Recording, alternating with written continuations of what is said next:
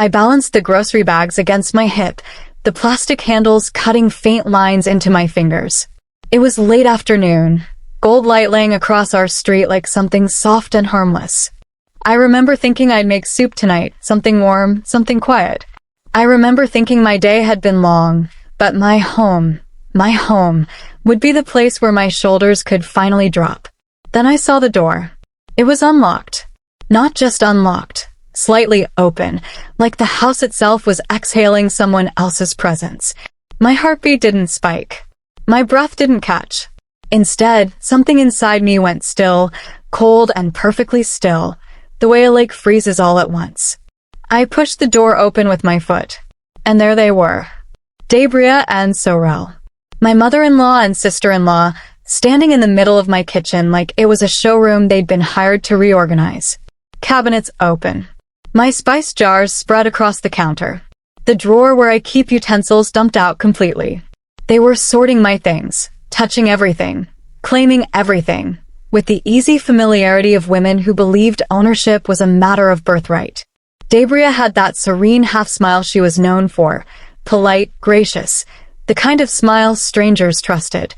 Her earrings glinted, small pearls that said, "I am respectable. I am reasonable. I am always right, even when I apologize." Sorel's hair was tied in a silky ribbon, swishing as she hummed and moved my plates into a different cabinet. Her preferred system. Her sense of order. Her convenience. They didn't look up when I entered. Not immediately. Because they didn't believe they had to. My home was theirs. At least in their world. I stood there with the grocery bag still hanging from my arms. My fingers were going numb. Finally, Debria turned, smiling like she'd done me a favor. "Oh good, you're back," she said lightly. "We noticed your pantry was chaotic. So we just took the initiative." She didn't ask permission. She didn't even acknowledge the possibility that permission should exist. Sorel giggled. "You would not believe the state of the sauce cabinet. Honestly, I don't know how you find anything." She said it like I wasn't standing right there. Like she was discussing a stranger. I didn't move. I didn't speak. Because if I spoke right then, I wasn't sure what version of myself would come out. Debria stepped closer, and her perfume, something lavender and expensive, wrapped around me like a too-tight scarf. "You should have messaged us," she said gently, as though I were the one who had inconvenienced them. "We would have prepared dinner. You must be tired." The way she said we hit something deep in me. Because this wasn't the first time. This wasn't a mistake. This was a pattern. But today, the sight of my drawers emptied on the counter was the first time I felt it. The shift. The trespass. The theft of my home, done with soft voices and gentle smiles. I set the grocery bags down carefully, methodically, like I was afraid of making a sound. And as soon as the plastic touched the counter, a memory rose up uninvited. Flashback, early marriage. We were only 2 months married when Debria first helped. Jalen and I were still figuring each other out, how he liked his coffee, how I folded laundry, how to communicate without assuming. And then there was her. The day she came over unannounced with flowers and cooking pots, Jalen laughed, like it was endearing. "She just wants to make us feel supported," he had said. When I told him I felt crowded, that I needed space to build our rhythm, he kissed my forehead and replied with the sentence that would become the quiet poison in our marriage. "Lyria, it's easier if we just let her help. Let her help. Let her in. Let her decide. Let her shape. Let her smooth." And piece by piece, decision by decision, room by room, I had been made small. At first, I convinced myself it was love. That being included was proof I belonged. I didn't realize then that inclusion can also be colonization. Present. Sorel snapped her fingers in front of my face, cheerful and oblivious. "Earth to Lyria. You don't mind that we reorganized, right?" Debria watched me, closely, too closely, like my reaction was the real event, not the invasion itself. She wanted me to smile, to say thank you, to be grateful, to perform. My jaw ached from how tightly I held it. I didn't answer. I wasn't ready to. And silence in a room like this was louder than yelling. Debria blinked, slowly. Controlled. Her voice remained honey-sweet. "Lyria, Darling, don't be tense. We're only trying to make things easier for you. That word. Easier. The same word Jalen used. The word that had been used to condition me into accepting disrespect dressed as generosity. I breathed in, and for the first time, I felt the anger. Not sharp, not screaming, but heavy and decisive. This wasn't just a kitchen. This wasn't just a boundary. This wasn't just a misunderstanding. This was the moment a line drew itself. Not between me and them. Between who I had been and who I was about to become. I looked at my kitchen, being rearranged by hands that believed they had the right to shape my life. And I understood something. This wasn't accidental. This was possession. A quiet, polite, beautifully scented takeover. And something inside me, something long ignored, sat up, straightened, opened its eyes. I didn't know it yet, but this house was about to become a battlefield. I waited until evening to bring it up. I told myself I was doing it to keep the peace, to be fair, to approach softly, the way I'd learned to navigate Jalen's family. But the truth was simpler and heavier. I waited because I didn't want to be dismissed. I wanted him to hear me. The kitchen was cleaned again by me, after Debria and Sorel left. I had put every item back in its place in quiet, measured movements. Not because I needed the order, but because I needed to reclaim something. A gesture. A patch of breathing room. Now, Jalen sat on the sofa, scrolling something on his phone, feet stretched out, looking completely at ease, like the day had been perfectly normal. I sat beside him, folding my legs carefully. Jalen, I began. He hummed, eyes still on the screen. I came home today, and your mother and Sorel were inside. They were reorganizing the kitchen. Again. He exhaled. A long, slow, here we go again exhale. I thought we talked about this before. I continued, keeping my voice steady. I need them to ask before just walking in. This is our home. I need privacy. I need space. He finally glanced at me. 1 second. 2. Then went right back to his phone. Lyria, it's just family. Don't overreact. There it was. The sentence that turned my throat to stone. My fingers curled into the blanket without my permission. I'm not overreacting, I said softly. They let themselves in. They were touching everything. They didn't even tell me they were coming. Jalen set his phone down with that resigned heaviness that meant he had already taken a side, and it wasn't mine. She was trying to help, he said. You're always so tense about the smallest things. My mom was doing something kind. You make everything negative. My heart clenched, quiet and painful. This is what being unheard feels like. Not rage, not shouting. Just the slow unraveling of trust. I swallowed. I need you to have my back, I whispered. He shook his head. I'm not doing this argument tonight. Argument. I had come with gentleness. He had already named it as a war. She was beautiful in a way that didn't demand attention. She expected it. Perfect hair pulled back with a jeweled clip. Perfume that smelled like spring and power. A voice that floated, soft, cultured, practiced. She hugged me the first time like we were already family. Warm, full-bodied, certain. Oh, you must call me Debria, she said. None of that Mrs. Nonsense. We are women together. She gave me a pearl bracelet that day. Real pearl, not imitation. I knew because I felt its weight. She's giving you her blessing, Jalen whispered, proud and emotional. And I believed him. I believed the gifts meant acceptance. I believed the invitations meant closeness. I mistook possession for love. She would show up with bags of groceries, to help. She would buy furniture for our first apartment, to support. She would advise me on clothing, cooking, behavior, to guide. And each time, if I ever hesitated, she would smile and say, Oh, sweetheart, you don't have to thank me. I love you like my own daughter. Love. Warm. Soft. Safe. Or so I thought. But love that demands obedience is not love. Love that rearranges your life and calls it kindness is not love. Love that enters your home uninvited and expects gratitude is not love. It is ownership wearing silk gloves. And I didn't see it back then. Because I had been raised to believe that accepting help makes you good, and refusing it makes you ungrateful. Gratitude as a leash. Politeness as a prison. Present. The following afternoon, Lyria stopped by. She didn't knock, but she did announce herself as she pushed the door open, as though that made it acceptable. "Hello, darling." I smiled, tight and careful. A smile that didn't reach anywhere near my eyes. She brought a casserole dish, hot, fragrant. Something baked slowly and intentionally, layered with meaning and message. "I know you've been busy," she said, setting it down. "I thought you might appreciate a home-cooked meal." There it was again. The performance of generosity that demanded something in return. I thanked her. Politely. Because I wasn't ready to bleed yet. But she looked at me with a sigh, so delicate it could have been mistaken for sympathy. "I just hope," she murmured, voice dipped in sweetness, "that you see what I'm trying to do. Not every woman is lucky enough to have a mother-in-law who cares." Ungrateful. The word wasn't spoken, but it was placed. Right there. Between us. I felt it settle like a stain. I didn't respond. Silence, again, was louder. She didn't like that.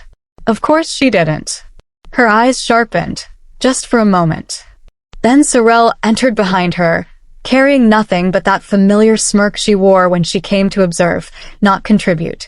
And that's when I saw it, the whisper. Sorel leaned toward Jalen, who had just walked in from the hallway, and spoke into his ear. Soft. Casual. Planted. I didn't hear the words, but I saw the effect. Jalen's expression shifted.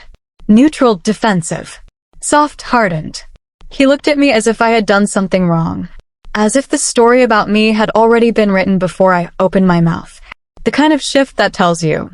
A narrative has already been placed. And I hadn't even spoken yet. My stomach went cold.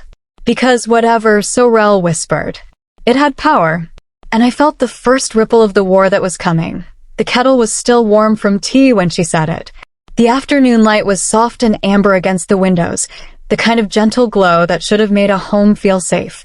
Instead, it felt like a spotlight, harsh and revealing, illuminating things I hadn't wanted to see.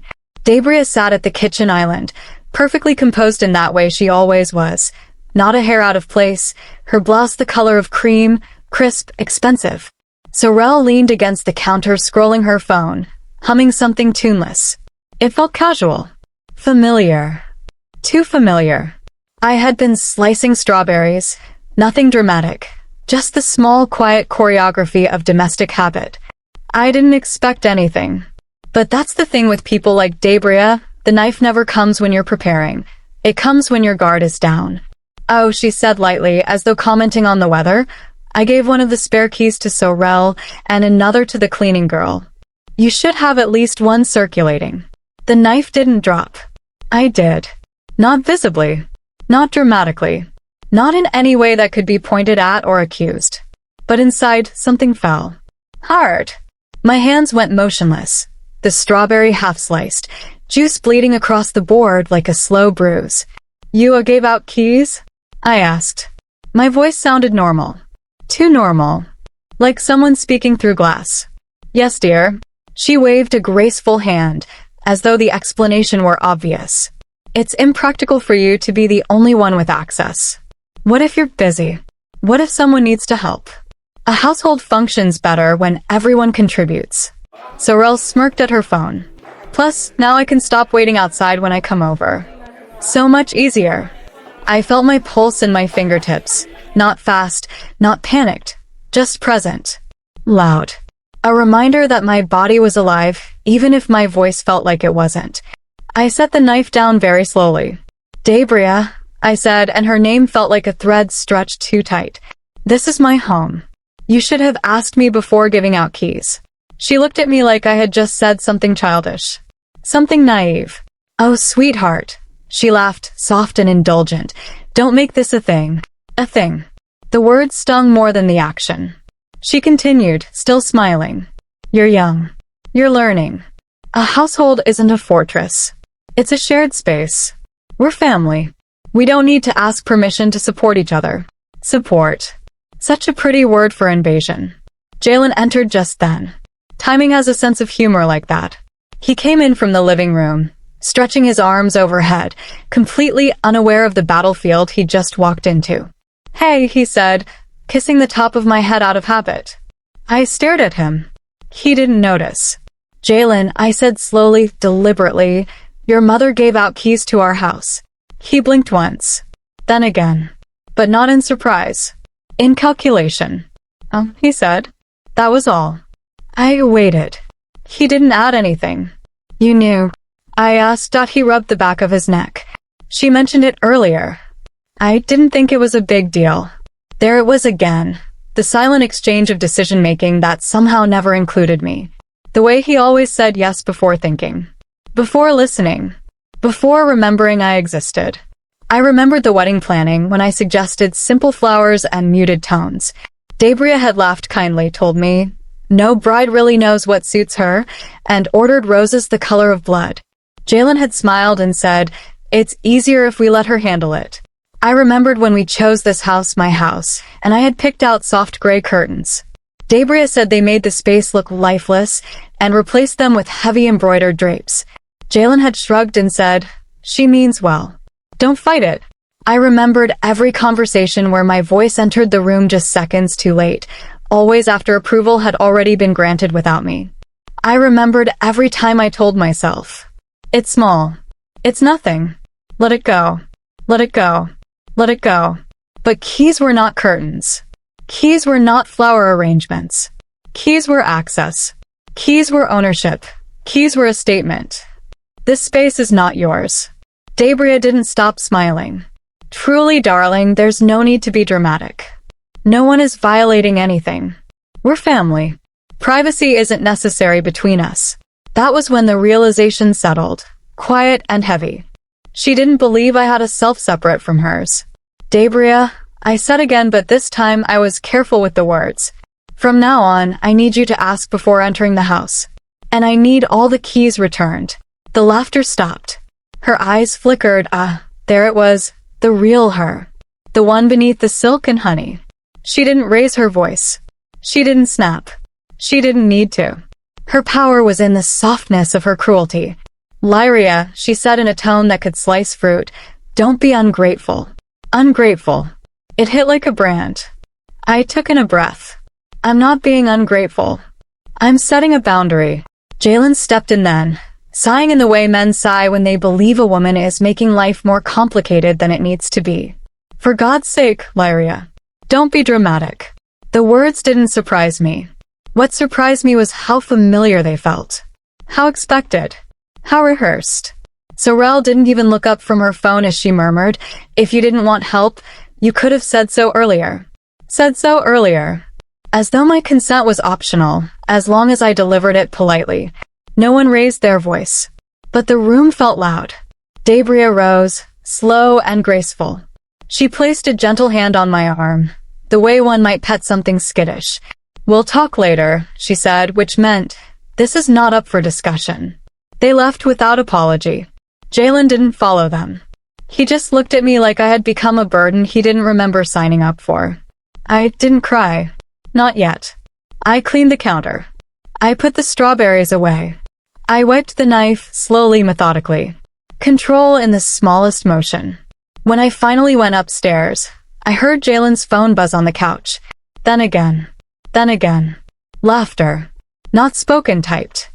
I walked past him, but I saw the screen. The family group chat was open. A flurry of messages. "She's sensitive. She doesn't understand how our family works. She thinks a house means ownership." So dramatic. Crying, laughing emojis. And one message from Sorrel. "We'll see how long she lasts." I stared at the screen. My throat stayed quiet. But inside me, a door that had been held shut for years, unlatched. The locksmith didn't ask questions. That was what Lyria was grateful for. He only nodded, measured the door, and worked in quiet efficiency while she stood in her hallway with her arms folded tightly across her chest. The building was still waking up outside. Someone's kettle whistling, a child thumping down a staircase, a dog scratching at a door. She had chosen early morning for a reason. The house was silent. Jalen had left for work before dawn, leaving only the soft echo of his goodbye kiss still on her cheek. The air felt clearer without the constant footsteps of Debria or the echoing commentary of Sorrel. For the first time in weeks, the apartment felt like hers. The locksmith installed the new deadbolt, tested it, and handed her a small, unremarkable silver key. Just one. No copies. No extras. She turned it over in her palm. A key shouldn't feel like a declaration, but it did. She walked him out, locked the door behind him, and stood there for a moment. The clicks sounded final in a way words had never managed to be. She thought of how many times she had tried to say no, only for someone to smile, soothe, or talk over her. How many times she had convinced herself peace was more important than boundaries. How many times she had believed silence was the price she had to pay for love. She should have seen this moment coming a long time ago. She grew up soft. Not because softness was natural to her, but because it was expected. Her mother used to say, "Look how polite my daughter is. Never raises her voice. Never causes trouble." And everyone would smile at Lyria like she was something delicate and precious. Something breakable. So she learned to fold herself small, to speak gently, to never claim space unless invited to. At school, teachers praised her for being easy. She shared, she stepped aside, she gave up last pieces of cake and first turns in line. Other children grew louder around her, confident that she would yield. Her father would pat her head and say, "It's good to be agreeable. People like agreeable girls." She did not know until much later that being liked and being respected were not the same thing. Respect has weight, gravity, boundaries. Being liked had taught her to vanish. She didn't recognize the harm until adulthood, when she found herself apologizing for things she did not do, soothing people who hurt her, accepting blame that wasn't hers because it was easier than conflict. It was easy to see how Debria and Sorel slipped into that unguarded space. They saw her softness and treated it like vacancy. The kitchen became theirs. The living room became theirs. Weekends became theirs. Her home became a house she merely existed inside, quietly, so as not to upset the larger personalities filling it. But the night she overheard Sorel whisper, "She doesn't even notice we're here. She's lucky to have us." Something inside her finally broke, but not in the way she expected. It didn't shatter. It did not rage. It simply clarified. She was not lucky. She was erased. She left one key on the table. Jalen's. Her own key sat in her palm, still warm from her skin. There were no keys left for Debria or Sorel. Not after everything. Not after the gradual occupation of space, energy, finances, and identity. Not after the laughs at her expense. Not after that night. Lyria set the empty key tray back in its usual spot near the door and let the sight settle in her bones. 2 keys. 2 residents. One home. Her phone buzzed. It buzzed again. And again. Her name lighting up the screen over and over, as if someone had decided her silence was an inconvenience, a door that had to be kicked open. "Sorel, the door is locked." "Did you change it?" "Debria, why aren't our keys working?" "Sorel, are you home?" "Open the door." "Debria, this isn't funny. Let us in." "Debria, Lyria. Debria, Lyria. Debria, answer me."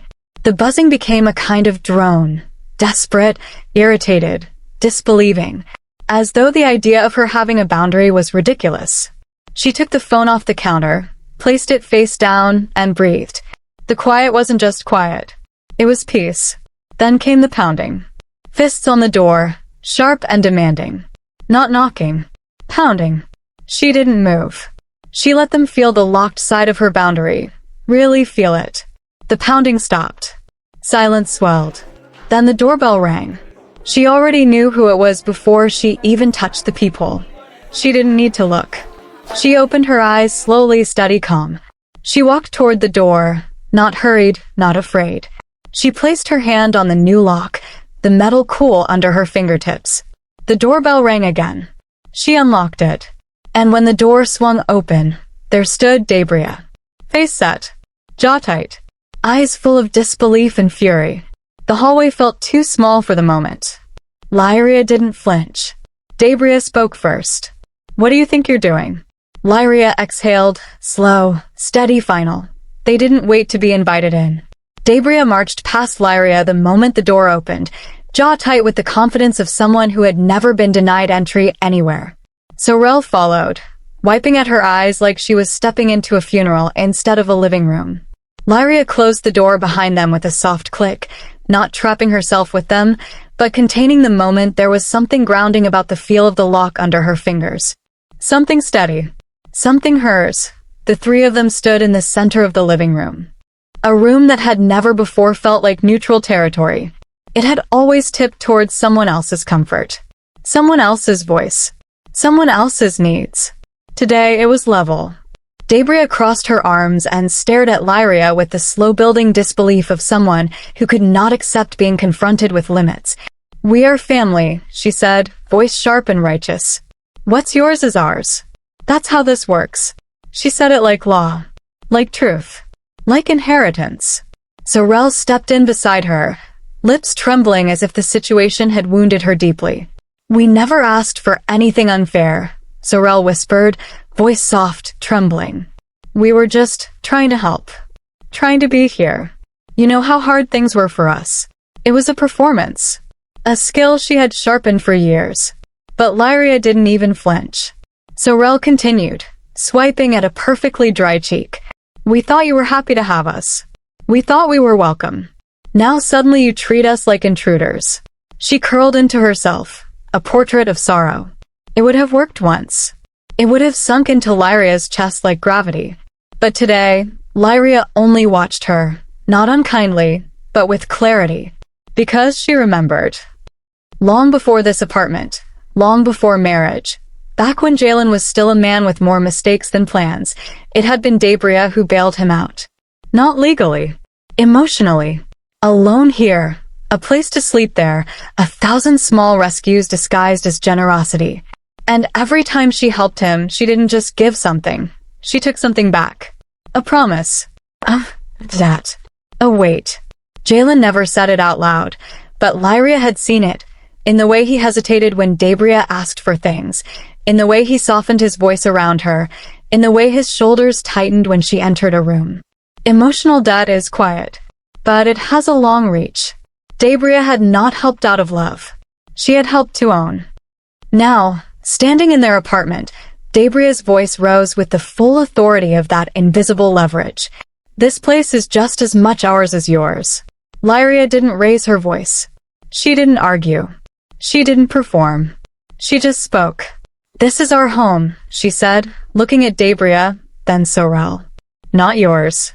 Entry requires permission now." Silence. The kind that drops heavy and changes the air. Sorel's tears froze. Debria's jaw clenched. But the stillness came from someone else. Jalen. He stood near the hallway, hands in his pockets, staring at the floor. He had been listening the entire time. Any word from him, any acknowledgement, would have broken something or mended something. But he said nothing. He didn't defend her. He didn't defend them. He didn't defend anyone. And that silence, that neutral, passive silence, hit harder than any accusation Debria could throw. Because silence is permission. Silence is choosing a side. Lyria felt it like a cold draft across her spine. He was still the boy who owed Debria something. He didn't know how to stop owing her. And Debria knew it too. Which is why her smirk returned, slow, triumphant, cutting. "You think you won?" Debria asked, voice low, almost pitying. "You don't even know the rules of this family." It didn't take long. By evening, the silence in the house felt different, dense, watchful. Lyria could feel it before her phone buzzed, before the sideways glances, before the sudden polite distance of people who had once been warm. Sorel had begun. Because that was her real talent. Not empathy. Not connection. Narrative. Sorel didn't just tell stories. She manufactured them. Polished them. Sold them like jewelry. She had always been the kind of person who could lace poison into honey. And now she had a new story to sell. Lyria is cold. Lyria is controlling. Lyria is turning Jalen away from his family. No one would imagine Sorel crying in Lyria's living room with her eyelashes already damp. No one would see how her pain flickered on and off like a switch. Instead, they would see the curated version.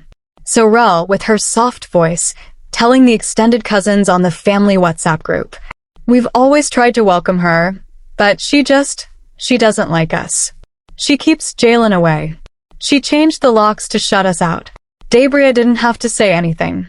Sorrel said it all for her. And it spread. Like smoke under a door. The flashback rose like a tide, one Lyria didn't invite but knew too well. Years ago, before marriage, she watched Sorrel do the same thing to her own cousin. A minor disagreement over a shared dress, something small enough to laugh about. But Sorrel didn't laugh. She crafted a narrative, she stole it. She lied. She embarrassed me. Suddenly the cousin was a thief, a betrayer, a cautionary tale. People stopped inviting the cousin to weddings, dinners, Eid gatherings. Not because of the dress, but because Sorrel told the better story.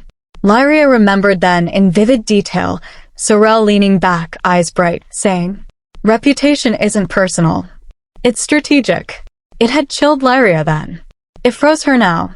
Because she understood. This wasn't about a key. This wasn't about a house. This was war. Present again. At the grocery store, someone she'd known for 3 years paused before greeting her. The politeness strategic, the smile too neat, too thin. On the community mothers group chat, messages started shifting around her. Some women don't value family the way they should. A husband should never be divided from his people. No names. But the aim was perfect. Jalen noticed none of it. Or pretended not to. He simply sat quieter at dinner. Looked at his plate more. Avoided eye contact. Lyria didn't cry, not because she wasn't hurt, but because the hurt had shape now, a recognizable weapon. She could see the design behind it.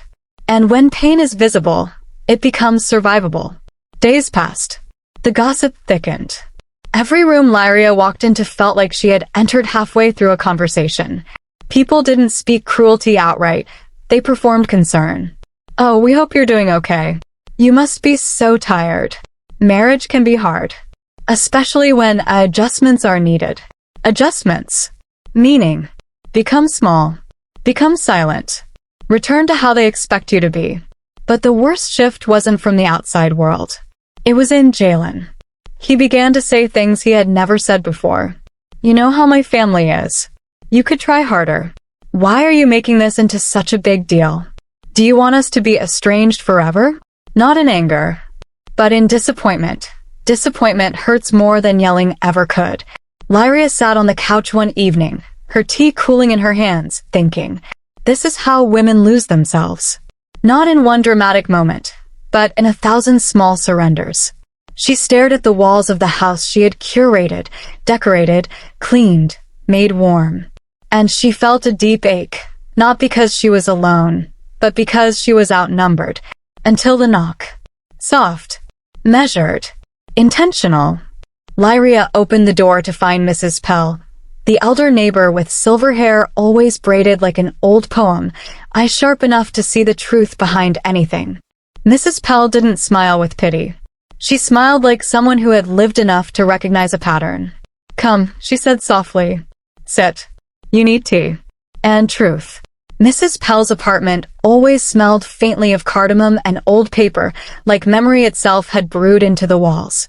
Lyria sat across from her at a small round table, hands wrapped around a mug of tea she hadn't yet tasted. Mrs. Pell watched her quietly, the way someone watches a candle flicker in the wind. Not to stop it from going out, but to understand what direction the wind was coming from. "You don't need to explain what happened," Mrs. Pell said softly. "I've seen this story before." Lyria blinked. Her throat felt tight. She wasn't sure she could speak even if she wanted to. Mrs. Pell leaned back in her chair, her silver braid resting over her shoulder like a sash of experience. "Control looks like love until you stop obeying." The words dropped into the room like a stone in deep water. Heavy. Echoing downward. Hitting something old inside Lyria. She didn't respond. She couldn't. But her silence was an answer. Mrs. Pell nodded once, knowingly. "My mother-in-law," she began, her voice neither bitter nor soft, simply factual, "was like yours. Gentle, gracious, generous. Everyone adored her. Especially my husband." She gave advice with a warm smile, but every word was a leash. Lyria listened. "She taught me how to cook the way she cooked. Decorate the way she decorated. dressed the way she thought a wife should. I didn't even realize how much of me was disappearing. I thought I was just becoming who I should be. Her hands folded around her cup, fingers steady. And then one day I said no. No to her entering uninvited. No to her organizing my home. No to her opinions about my children. And she looked at me the way your Debria looked at you. That look. Lyria knew that look. The one that said, "You have forgotten your place." What happened? Lyria finally whispered. Mrs. Pell smiled. Small, tired, triumphant. She started a war. Not yelled. Not dramatic. But accurate. She rallied sisters, cousins, neighbors. She cried. She played martyr.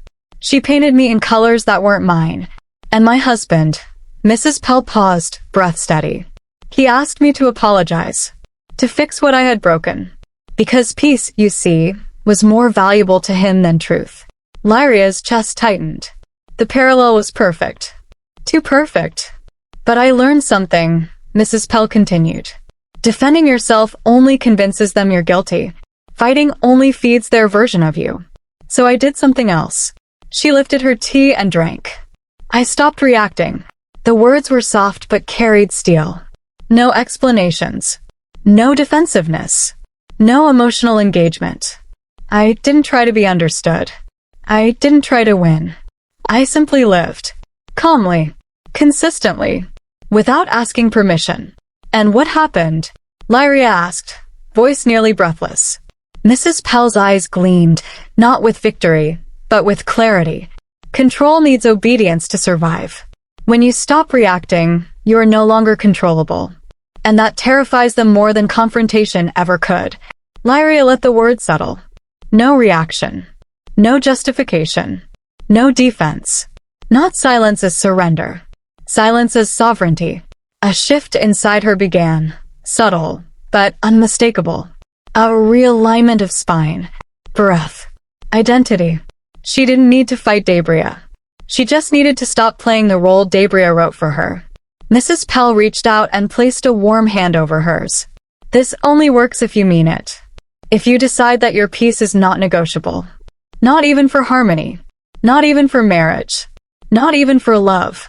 Lyria nodded, slowly, as realization bloomed inside her. She had been fighting to be understood.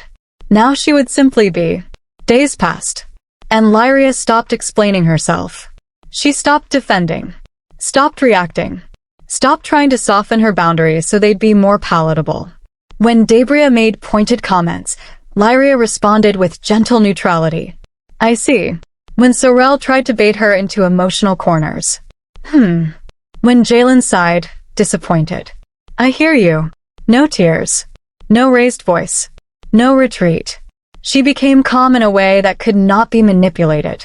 And something shifted in the air around her. Debria noticed first. She watched Lyria one afternoon. Watched her move through her own kitchen, graceful, unbothered, untethered, and a flicker of something sharp entered her expression. Not anger. Not triumph. But fear. Because Debria had spent years holding the puppet strings. And suddenly, Lyria wasn't attached to any of them. The shift was slow at first. Phone calls Jalen took in the hallway. Voice lowered. Sentences clipped. The way he returned to the room afterward, shoulders tense, jaw set, said everything without saying anything. Debria and Sorel were no longer merely offended. They were mobilizing. Every aunt. Every cousin. Every family friend who had ever been invited to a dinner, a wedding, a group chat. The message traveled with the efficiency of something practiced. Jalen, your wife is tearing the family apart. Do something. They didn't mean resolve it. They meant control her. And Jalen, raised on harmony, raised on peace, raised on just keep everyone happy, was cracking under the weight. One evening, he sat on the edge of their bed, elbows on his knees, staring at the floor. Lyria folded laundry quietly nearby, the soft rhythm of fabric smoothing over her palms. He didn't look up when he spoke. Can't you just compromise? The words were gentle. Weary. But they carried the desperation of someone asking the sky not to rain. Lyria paused, one of his shirts in her hands. Compromise, she repeated softly. Just meet them halfway, Jalen said. Show them you're willing. They're hurting. They feel pushed out. The irony of that nearly made her laugh. But she didn't laugh. She didn't react. Mrs. Pell's lesson. Stillness. She placed the shirt down. Jalen, she said quietly. Compromise requires two sides. Not me folding so your mother gets full control. He finally lifted his gaze. His eyes looked tired. Not cruel, not hardened, but tired in a way that came from resisting conflict his entire life.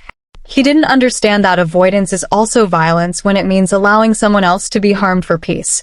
Look, he said, palm raised, tone switching into negotiation. Maybe you could apologize for how the lock situation came across. How it came across? Lyria repeated, not raising her voice. He swallowed. They think you're pushing them out. She stayed still, but her words were clear as cut glass. I am setting boundaries. If that feels like being pushed out, maybe they were too far in. The silence that followed was thick. Heavy. True. But truth doesn't always soothe. Sometimes it strikes. Jalen exhaled, frustrated, fingers dragging through his hair.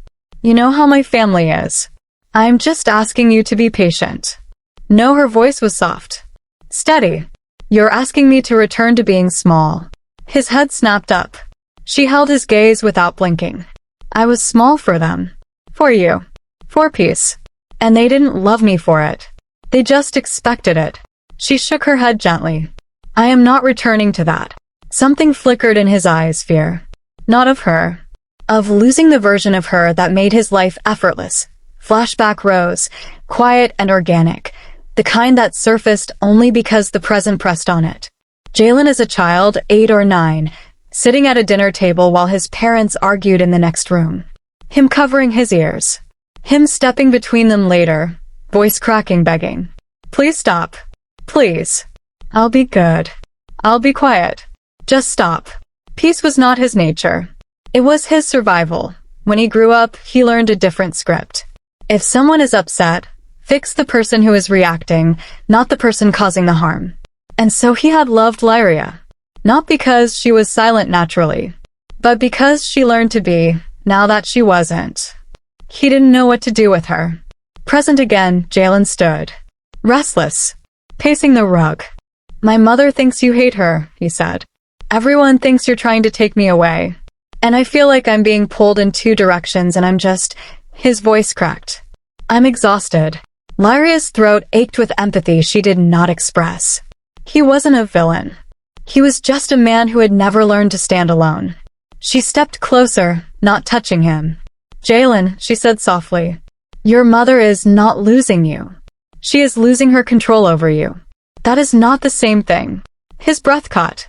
Then something inside him, something old, something conditioned, snapped. She raised me, he shouted. She supported us. She helped us. She has every right to be involved in our life. Lyria didn't move. Yes, she said quietly. Involved. Not in control. And there it was. The fault line. The line he could not cross. No, Jalen said, voice lowering final. I am not choosing between you and my mother. But the truth was already in the room. He was.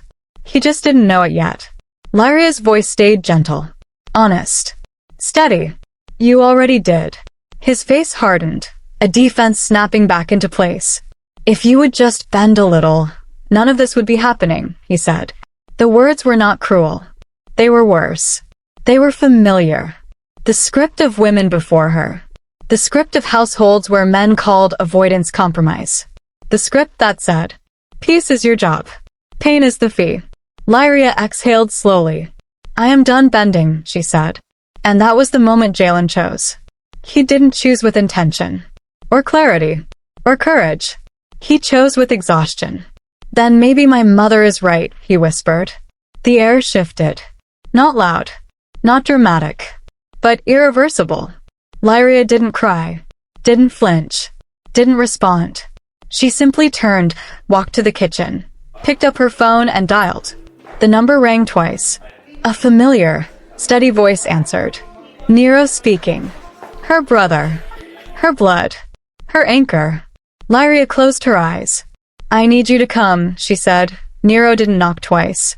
He never had been the kind of person to hesitate at doors, especially not doors where his sister lived. The moment Lyria opened it, he stepped inside, not aggressive, not dramatic, but with the calm weight of someone who knew exactly why he was here. His presence changed the air. Jalen looked up from the living room. He had been sitting there, pretending to be busy with his phone, though his thumb hadn't moved the screen in minutes. Nero didn't look at him right away. He looked at Lyria. Her eyes were steady, her breathing even. But Nero had known her since she had no front teeth and braids tied too tight. He didn't need tears to know she was hurting. "You okay?" he asked. Lyria nodded once. Nero accepted it. No forcing. No probing. Just acknowledgement. Then he turned to Jalen. That was when the house seemed to still, as if the walls themselves paused to listen. Nero didn't raise his voice. He didn't posture. He simply spoke the way someone speaks when the truth is not up for debate. "Your wife," Nero said, "is drowning under your silence." Jalen flinched, not visibly, but inwardly. The truth hit him with the precision of something he knew already, but had been avoiding. "I'm trying," Jalen started. "No," Nero cut in come precise. "You're avoiding. There's a difference." The room held still. Lyria stood near the doorway. Not between them. Not beside either. Just present, which was enough. Nero continued. "You don't get to stand in the middle and call it peace. That's not neutrality. That's abandonment dressed up as balance." Jalen's jaw tightened. "You don't understand my family." Nero's expression didn't change. "I don't need to understand them. I understand her." That landed. Hard. Because it had been weeks, maybe months, since someone had spoken for Lyria, not about her. Nero stepped forward, but not threateningly. Just closer, enough that Jalen could not look away. "When she asks for a boundary," Nero said, "she is not asking you to hurt your mother. She is asking you not to let your mother hurt her." Silence. Then a flicker, guilt, confusion, something raw, crossed Jalen's face. But Nero wasn't finished. "You are asking her to shrink. To disappear. To trade her voice for your comfort." Jalen's voice came out low, almost a plea. "I'm trying to keep the peace." Nero shook his head. "Peace that requires her silence isn't peace. It's submission." Lyria inhaled, not sharply, not dramatically, just fully for the first time in weeks. She looked at her brother then, really looked, and remembered. Flashback. She is 7. Their mother is scolding her for speaking too boldly to an elder. Lyria bows her head, training herself to fold her spine into something more acceptable. Nero watches from the doorway. Later, he finds her in the backyard, sitting in the dust, hurt but quiet. He sits beside her. "You don't have to make yourself small," he tells her. "They only teach you that because they're afraid of what happens when you stop." She didn't understand then, but she remembered. Present. Jalen ran a hand through his hair, the weight of everything heavy in his shoulders. "I never wanted this," he murmured. "I know," Nero said. "But wanting doesn't erase impact. You have to choose who you stand with, not because it's easy, but because it's yours." Lyria didn't speak. She didn't need to. Jalen opened his mouth to respond, maybe to defend, maybe to apologize, maybe to finally see. But the door banged open. Voices. Perfume. Presence. Debria stepped inside, Sorel behind her, as if the house still belonged to them. Debria froze when she saw Nero. For the first time since the story began. She looked unsettled. Present day. The house is unusually quiet, not tense, not loud, quiet. That quiet of decisions already made. Lyria stands in the living room, posture steady, voice level. Nero leans casually by the hallway, not intervening, just witnessing. Debria enters, wrapped in righteous fury disguised as innocence. She presses a hand to her chest as if she's the one wounded. "Are we really doing this?" she asks, voice trembling just enough to sound noble. "This is family." Lyria doesn't blink. "This is my home," she says. "And in my home, there is no throne for you." Debria's first tactic, guilt. "I raised Jalen alone. Do you think that was easy?" "I sacrificed everything." Lyria answers evenly. "That sacrifice was a choice. not a debt. The words land. Clean. Precise. Unshakable. Debria's second tactic. Tears. Wet eyes. Shaking voice. I just want to be included. I want to feel loved. You're pushing me away. Lyria does not move, not cold, simply free. You are welcome in our lives. You are not welcome in our marriage. Debria's tears dry instantly. Her third tactic, anger. You ungrateful. You're stealing my son. You think you're so much better. Her voice rises, sharp and frantic. But Lyria waits. Lets the storm expend itself. When silence lands, Lyria speaks, calm as morning. You don't live here. You do not enter here. You do not decide here. Not anymore. Debria tries silence next. A calculated, wounded, martyr silence. The kind meant to make others rush in to comfort her. But no one does. Because this time, Lyria does not explain. She does not defend. She does not shrink. Jalen watches everything. And something shifts in him. Not quickly, but unmistakably the realization of the woman he has been asking to bend for everyone else. He breathes in slowly and looks at his mother. For the first time, he sees her not as fragile, but as forceful. And for the first time, he sees Lyria not as too much, but as complete. His voice is low, clear, decided from somewhere deeper than habit. Mom. She turns, certain she's won. Jalen finishes. Enough.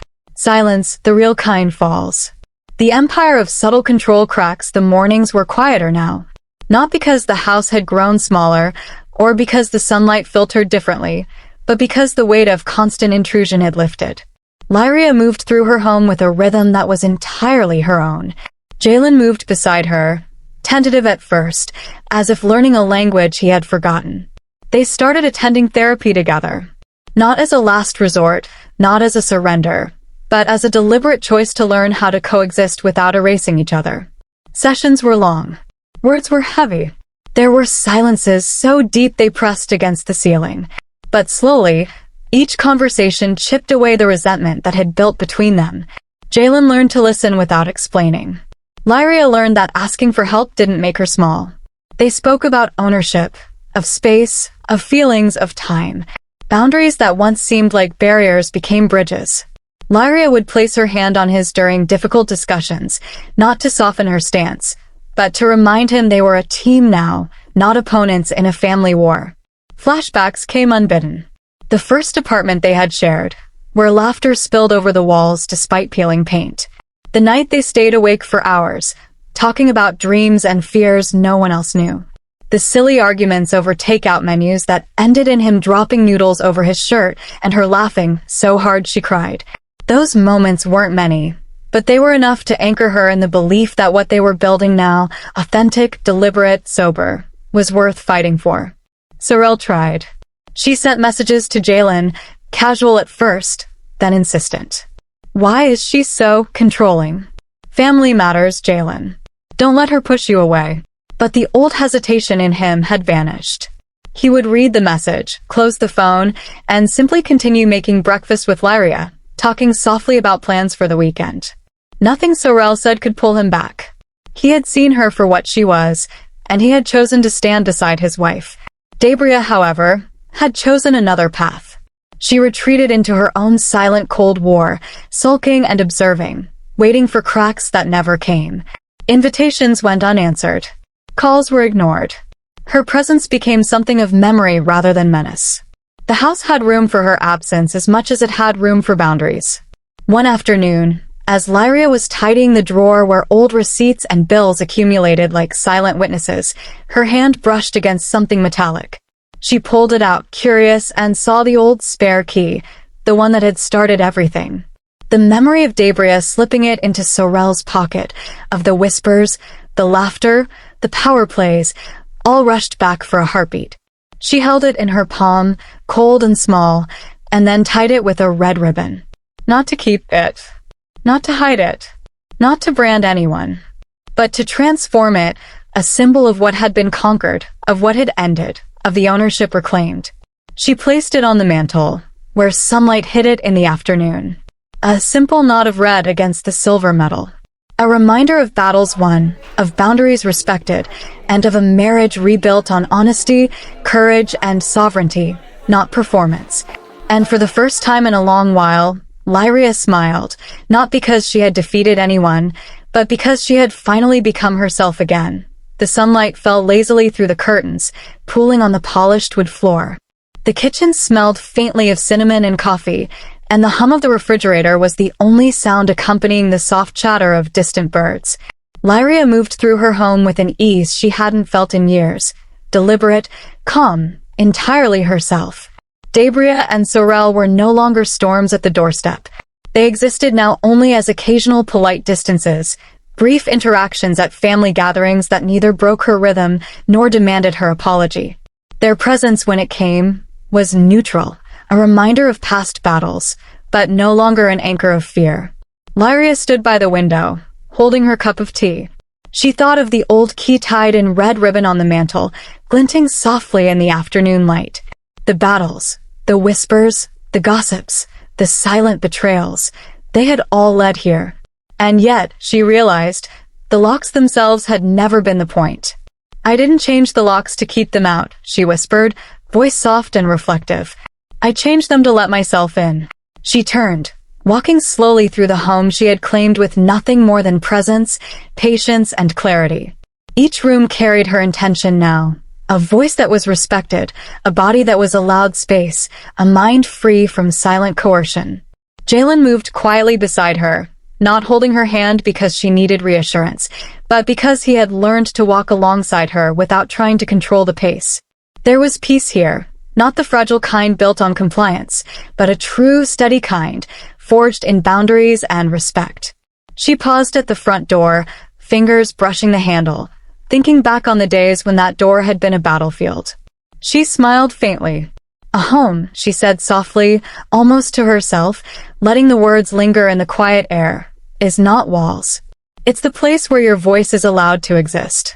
And for the first time in a long time, she let herself breathe fully, completely, and without apology.